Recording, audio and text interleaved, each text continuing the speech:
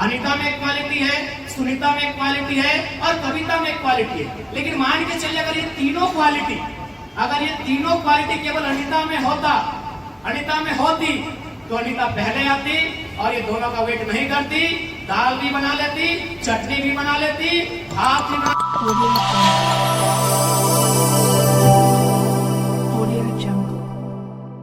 घंटा अवेलेबल है, केवल आप अवेलेबल। इसलिए इस बात को हमेशा याद रखो।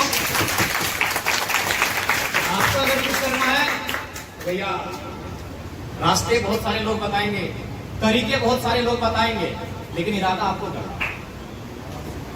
विश्वास आपको करना है। आपको इस बात का भी डिसाइड करना है कि आप जो बनने जा रहे हैं, आप जो करने जा रहे हैं, वो केवल आपका ड्रीम नहीं है।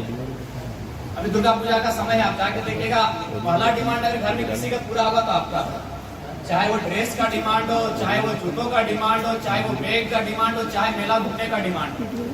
आप अपने माता पिता से पूछेगा, शायद कई वर्षों पहले उन्होंने शायद दुर्गा पूजा के अवसर पर कोई कपड़ा लिया हो, पहला डिमांड आपका पूरा होगा।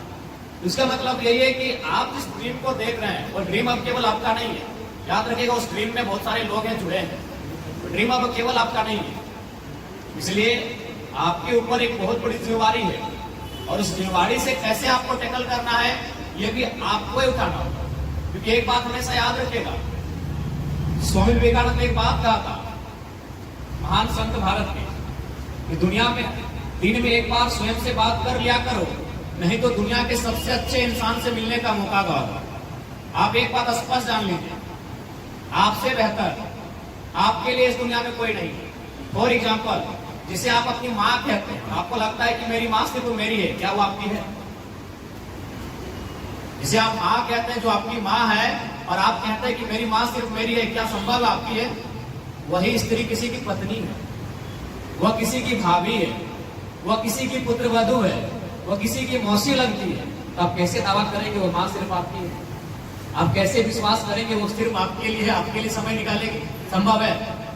आपके लिए अगर कोई 24 घंटा अवेलेबल है, केवल आप अवेलेबल। इसलिए इस बात को हमेशा याद रखो। आपको अगर कुछ करना है भैया, रास्ते बहुत सारे लोग बताएंगे, तरीके बहुत सारे लोग बताएंगे, लेकिन इरादा आपको करना, विश्वास आपको करना। बिल्कुल हम भी आए तो अच्छा बात कह के चले जाएंगे, आपको 10 प्रकार के 11 प्रकार के तरीके बता के चले जाएंगे, लेकिन उसे इरादों में लाके संकल्पित होकर उस कार्य को करना आपकी जिम्मेदारी है। और हमें पूर्ण विश्वास है, जिस उम्र के पड़ाव में आप हो, यहाँ असंभव से जैसा कुछ नहीं होता है, यहाँ तकदीर जैसा, किस्मत जैसा कुछ नहीं होता है। आप अपनी तकदीर के भाग्य विधाता हो, आप अपनी किस्मत को अपनी कलम से लिखने वाले हो। यहाँ तकदीर और किस्मत बीच में रोड़ा बनकर नहीं आना चाहिए, मुझे ये आपसे आशा है। क्योंकि समय आपका अभाव है, मैं एक छोटी सी कहानी आपको सुनाना चाहूंगा। आपने नेपोलियन बोनापार्ट का नाम सुना होगा। जिस प्रकार भारत में सरदार पटेल का नाम लिया जाता है भारत के एकीकरण में, वही स्थान फ्रांस में नेपोलियन बोनापार्ट का है। उनके उम्र शायद 10 से 14 साल के बीच थी। उनकी एक बचपन की घटना है। उनकी माँ उन्हें लेकर एक ज्योतिष के पास गई थी। ज्योतिष हम लोग भी समझते हैं, जो हाथ की रेखाओं को देखते हैं, देखने के बाद कहते हैं कि ना ये इसका पढ़ाई लिखाई ठीक होगा, ये अफसर बनेगा, ये बनेगा, इसका शादी ऐसे होगा, नहीं होगा। तो बहुत तरह की मैंने गणनाएं करने लगते हैं आपकी हाथ की रेखाओं को देखने के बाद। तो नेपोलियन बोनापार्ट, उनकी माँ उन्हें लेकर गई थी। उस गणना करने वाले ने उनके हाथों को देखा और देखते ही कहा कि इसका जो जीवन है बड़ा कष्टदायी है, इसके जीवन में बहुत सारी अप्रिय घटनाएं होंगी, बड़ा दुखद और दुर्भाग्यपूर्ण जीवन होगा इनका।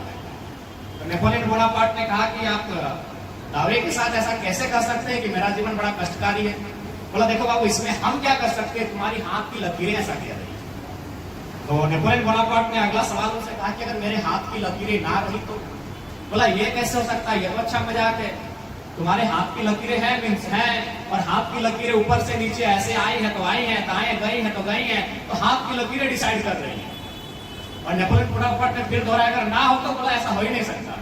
तो नेपोलियन बोनापार्ट क्योंकि बचपन से उनकी ख्वाहिश थी सेनापति बनने की, एक राजा बनने की, छोटा सा चूड़ा रखते थे अपने कमरधनी में खोस कर, उस छुरे को निकाला अपने हाथ को यूं पसारा और छुरे को ऊपर, हाथ के ठीक ऊपर रखा और एक बार ऊपर से एक बार नीचे से, और फिर ज्योतिष को दिखाया, बोला मेरे हाथ में तो लकीरें ही नहीं है।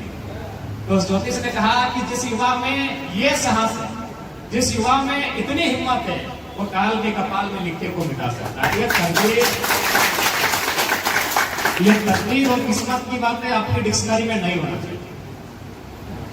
मैं अपनी बड़ाई नहीं करूंगा, लेकिन आप एक बार चाहें तो हमको गौर से देख सकते हैं। मेरे 2 साल के अनुभव को, मेरे 2 साल के घटनाक्रम को आप पढ़ सकते हैं। 2 साल पहले मेरे गांव के लोग मुझे ठीक से नहीं जानते थे। आज इस राज्य के बाहर के मुख्यमंत्री हमसे मिलना चाहते हैं। बकायदा आपने इंटरव्यू में सुना होगा, आसाम के मुख्यमंत्री हेमंत बिस्वा शर्मा, जो आज पॉलिटिक्स में बहुत बड़ा इमेज रखते हैं, उन्होंने मीडिया में कहा कि हम जरा हाथों से चाय पीना चाहते हैं। 2 साल पहले इस लड़के को कोई नहीं जानता था। जो मेरे साथी थे, जिनसे मैं फुटबॉल खेलता था, जिनके साथ मैं कॉलेज पढ़ने जाता था, उनके अलावे शायद मुझे कोई जानता था। लेकिन आज केवल 2 सालों के संघर्ष से मैंने अपने आप को यहाँ तक लेके आया और आज इस राज्य में एक चर्चा का विषय बना।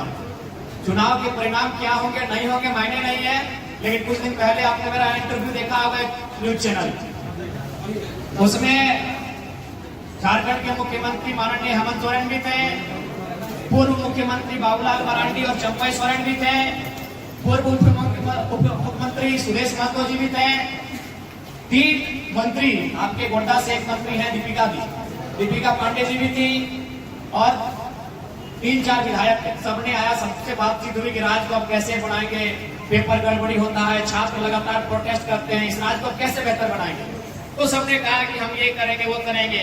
पूरे उस कॉन्क्लेव में एक ही लड़का था जिसने स्पष्ट कहा कि यदि छात्रों के साथ, उनके भविष्य के साथ कोई खिलवाड़ किया, पहला काम हम लोग भी नियम से करेंगे, कायदे कानून से करेंगे। फिर भी बात नहीं बनी, उन लोग को दामोदर नदी में ले जाके डाला।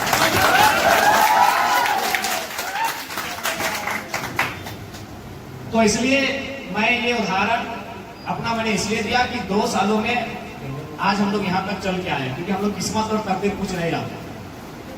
एकदम बहुत जिद्दी है, इतना जिद्दी है कि शायद 1-2 बज गया अभी तक खाना नहीं खाया। और आपको बताना चाहेंगे, लोकसभा का जो चुनाव हुआ था उसमें 10 दिन ऐसा दिखा था, गर्मी का दिन था, 10 दिन नहाए नहीं थे, 10 दिन हम ब्रश नहीं किए थे, 5 बजे सोते थे, 8 बजे उठ के जाते थे। लोकसभा का जो अभी एमपी का चुनाव पार हुआ, 5 बजे सोते थे, 8 बजे उठ के जाते थे, केवल खुला करते थे और जो सुबह का क्रियाकलाप, उसके बाद गाड़ी में ही भोजन और केवल मीटिंग्स, केवल सभा। और आज उसका परिणाम हुआ कि पूरे भारत के इतिहास में 1952 से भारत में चुनाव होता है, हम चुनाव, पूरे भारत के इतिहास में पहली बार कोई लड़का इंडिपेंडेंट फर्स्ट टाइम चुनाव लड़के 3.5 लाख तक ले पूरे भारत, झारखंड की बात नहीं की, पूरे भारत में फर्स्ट टाइम। और कोई पब्लिक फिगर नहीं, कोई पब्लिक फिगर नहीं, एक आम लड़का जो गांव में रहता था, बस उसने अपनी एक और एक खास बात कि अपनी एक अलग इमेज बनाई। जैसे आज अगर मैं आपसे पूछूं कि चांद पे सबसे पहले कौन गया था, बताइए, मान लो चांद पे सबसे पहले कौन गया था? Neil Armstrong. दूसरे नंबर पे एडविन। तीसरे नंबर पे आपको भी नहीं मालूम, ईमानदारी से कहें हमें भी नहीं मालूम, अगर आपके शिक्षक जानते हैं तो अच्छी बात। अच्छा, हिमालय की सबसे ऊंची चोटी माउंट एवरेस्ट पे सबसे पहले कौन गया? Edmund Hillary Tenzing.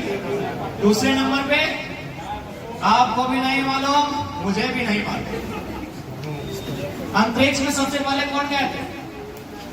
यूरी गगरिन। दूसरे नंबर पे, तीसरे नंबर पे आपको भी नहीं मालूम, मुझे भी नहीं मालूम। इसका मतलब क्या है कि दुनिया नंबर 1 को याद रखें। अब ये आपको डिसाइड करना है कि आप किसी एक फील्ड में अपने आप को नंबर 1 बनाते हैं। एक छोटा सा उदाहरण देते हैं, मान के चले इन्हीं में से कुछ बहनें किसी हॉस्टल में पढ़ती हैं, हॉस्टल से रह के आप पढ़ाई कर रहे हैं, किसी लॉज में रहती हैं, ठीक है। मेरे कहने का मतलब है आपके अंदर एक हुनर ऐसा होना चाहिए जिसको लेकर दुनिया आपको सर्च करे। अब मान के चलिए ये 3 बहनों का उदाहरण लेते हैं, इनका नाम है अनीता, सुनीता, कविता, फॉर एग्जाम्पल। ये तीनों बहन हॉस्टल से रह के पढ़ती हैं और तीनों अलग अलग कोचिंग में 5 किलोमीटर 4 किलोमीटर ट्यूशन करने जाती हैं। तीनों के जाने का टाइमिंग एक ही है और आने के टाइमिंग में आधा घंटा पौने घंटा का फर्क हो जाता है। अब क्या है कि सुनीता बहन को खाना बनाने आता है, ये चावल बनाना जानती है, लेकिन सब्जी बनाना कविता को आता है।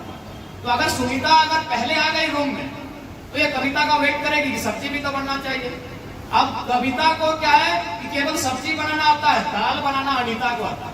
यानी फिर ये दोनों अनीता का वेट करेंगे कि जब तक अनीता नहीं आएगी तो दाल और सब्जी से तो नहीं होगा, चटनी से तो नहीं होगा, दाल भी चाहिए। यानी ये दोनों मिलकर तीसरे का वेट करेंगे। यानी इसका मतलब क्या है कि तीनों में एक एक क्वालिटी है। अनीता में एक क्वालिटी है, सुनीता में एक क्वालिटी है और कविता में एक क्वालिटी है। लेकिन मान के चलिए अगर ये तीनों क्वालिटी केवल अनीता में होता, अनीता में होती तो अनीता पहले आती और ये दोनों का वेट नहीं करती, दाल भी बना लेती, चटनी भी बना लेती, भात भी बना